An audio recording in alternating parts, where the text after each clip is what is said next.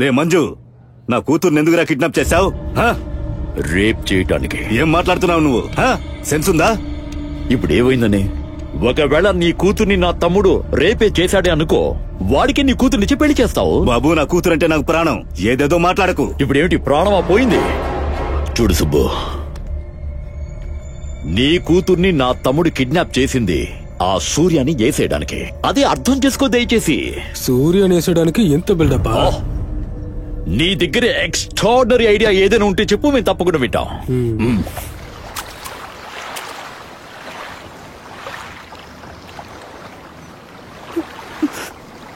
సూర్య, మీ నాన్న జైలుకు వెళ్ళడానికి నేను కూడా ఒక కారణం. నాన్న, మీరు నన్ను క్షమిస్తావా నువ్వు? పైన ఒకడు ఉంటాడు, వాడే డిసైడ్ చేస్తాడు ఎవరి పాపానికి ఏంటి శిక్ష అని. నిషా గొప్పింట్లోనే ఉంటుంది, మా అమ్మతో పాటు ఉంటుంది. తన గురించి మీరేం దిగులు పడకండి, మీరు జాగ్రత్తగా ఉండండి. మా ఇంట్లో ఉన్న పత్రాలన్నీ దొంగతనం చేసి ఇదంతా చేసింది కృష్ణ అని నాకు బాగా తెలుసు. మీరు వాడి మీద ఒక కంప్లైంట్ ఇస్తే మీరు నిరపరాధని ప్రూవ్ చేస్తాను సార్. నేను చచ్చినా కూడా ఆ పని చెయ్యను. ఎందుకు మీ అక్కయ్య కొడుకు మీద మీకు అంత ప్రేమ? తను నా అక్క కాదు, నా తల్లితో సమానం. నన్ను పెంచింది, చదివించింది, నా పెళ్లి చేసింది. వ్యవసాయాన్నే నమ్ముకుంటూ జీవనం సాగించాలనుకున్నాను. పొలాల్ని నమ్ముకుని బతికాం. మాకు కావలసినంత డబ్బొచ్చింది. మా బావ దగ్గర ఒక ప్రింటింగ్ ప్రెస్ ఉండేది, దానికి కొంత పెట్టుబడి పెట్టాను. ఒకరోజు ఏమైందంటే ఆ ప్రెస్లో దొంగ నోట్లను ముద్రించడం నా కళ్ళారా చూశాను. నా బావ నా మాట వినకుండా రాత్రికి రాత్రి ట్రైన్ కింద పడి ఆత్మహత్య చేసుకున్నాడు.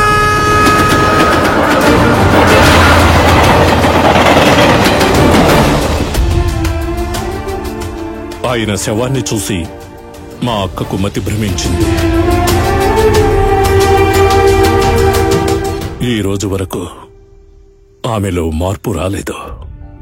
నేను పోలీసులకు ఇచ్చిన ఇన్ఫర్మేషన్ ద్వారా మా అక్కయ్య జీవితమే నాశనమయ్యింది. అనవసరంగా నేను మీకు పాత కథలన్నీ గుర్తు చేసినట్టున్నాను.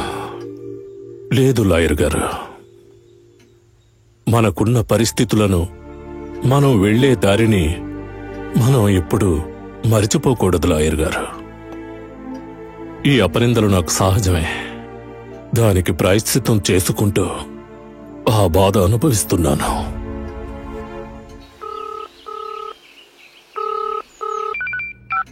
చెప్పు కృష్ణ. కాపాడు సూర్య, ప్లీజ్ సూర్య, కాపాడు సూర్య.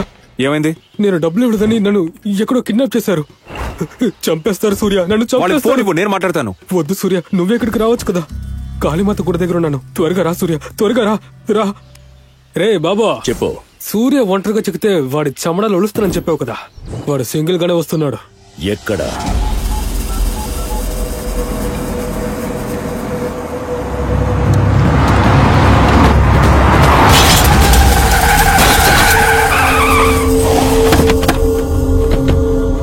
రే బాబు, మా ఇంట్లో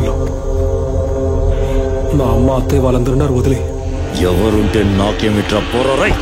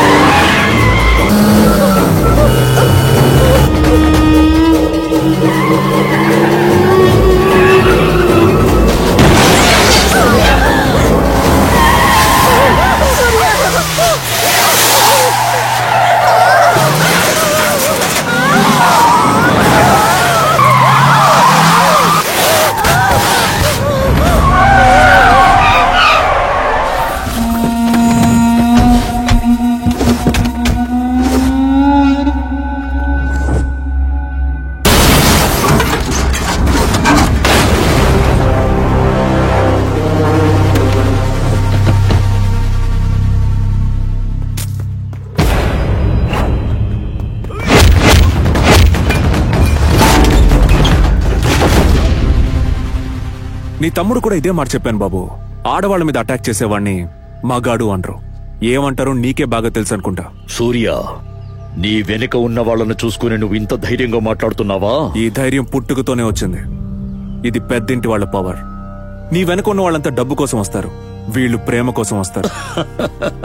ఈ డైలాగ్లని నేను చిన్నప్పటి వింటున్నా. మగాణ్ణి, అందుకే నీ ముందు నిలబడి మాట్లాడుతున్నా. మగాడు నువ్వు. పుట్టినప్పుడు బర్త్ సర్టిఫికేట్ అని ఒకటి ఇస్తారు. అందులో మగ ఆడ అని 2 కాలమ్స్ ఉంటాయి. అందులో దేని మీద టిక్ చేయలేదురా. నిన్ను ఒక డౌట్ తోనే పెంచారు. నేను పుట్టినప్పుడే నర్సుకి కన్ను కొట్టినోడ్రా. నన్ను కొట్టాలంటే ఫోన్ చేయి, సింగిల్ గా వస్తాను. అది మానేసి ఇదేంట్రా ఫ్యామిలీ గిమ్లీ అంటే ఓల్డ్ స్టైల్. నా పాత స్టైల్లోనే నీ కుటుంబ గౌరవాన్ని కొడతాన్రా, చూసుకుందా. నేను లేనప్పుడు నా ఫ్యామిలీని టచ్ చేయడం కాదు, నేను ఉన్నప్పుడు టచ్ చేసి చూడరా.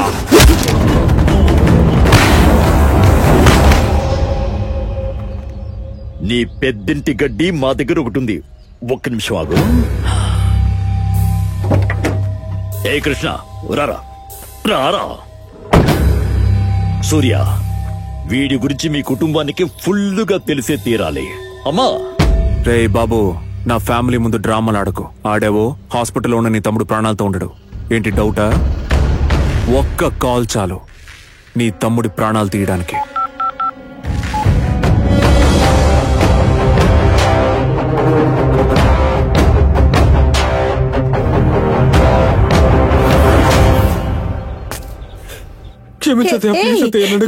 ఏమిటిదంతా? చేసింది తప్పని తెలుసుకున్నావు కదా, ఊరుకో. ఇలా చూడు, క్షమాపణ చెప్పాల్సింది ఇక్కడ కాదు, వెళ్ళి మీ మామయ్య దగ్గర చెప్పు. ఎందుకురా? అత్తయ్య కొట్టకండి. కృష్ణదేం తప్పులేదు. వాడిని కన్ఫ్యూజ్ చేశారు. వాడి పక్కనున్న వాళ్ళు మంచివాళ్ళు కాదంతే. ఇలా చూడు సూర్య, వీడు వీళ్ళ నాన్నలా తయారవ్వకూడదు. వీణ్ణి నీతో పాటే ఉంచుకో. వీణ్ణి ఒక మనిషిగా మార్చే బాధ్యత నీదేనయ్యా.